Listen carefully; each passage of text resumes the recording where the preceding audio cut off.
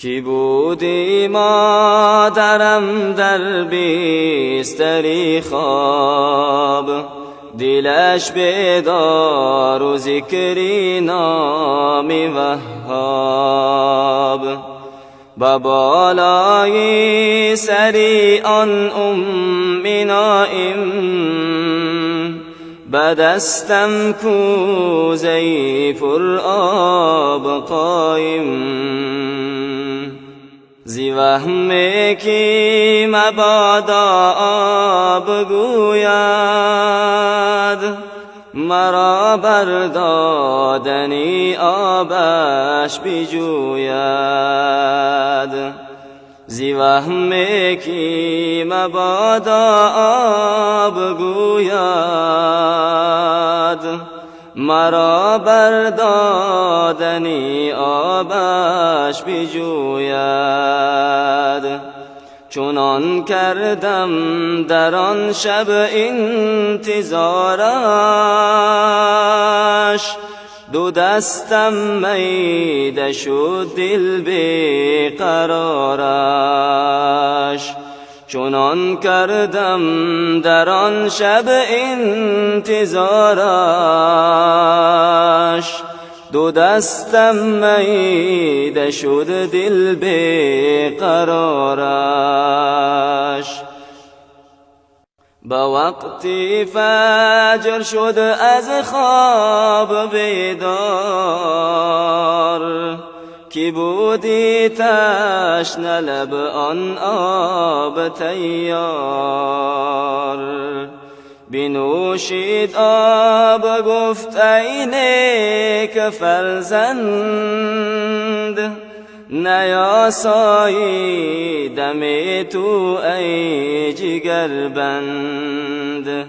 بنوشید آب گفت ای نیک فرزند، نیاسایی دم تو ای جگربند. شبی تار درازی کو زبردست، چرا ننشستی ای شیدای سرمست. شبی تار درازی کو زبردست، چرا ننشستی ای شیدای سرمست. کی گفت از ترس آن که آب گویی، اگر غافل شوم هر سو بجویی. کی گفت از ترس آن که آب گویی، اگر غافل شوم هر سو بجویی. زی تأخیرم ملال آید بخاطر، زی آزارت به جانم میرسد تیر. زی تأخیرم ملال آید بخاطر، زی آزارت به جانم میرسد تیر. از آن دل یابی او در سحرگاه، کشاده شد دری اسرار الله. میسر شد مرادی دل به حالت، شدم مستغرقی فیضان وحدت. نگر راه و رویش ای سالکی راه، شکستی رنگی آن شیرانی درگاه. همان که در ره توحید بشتافت،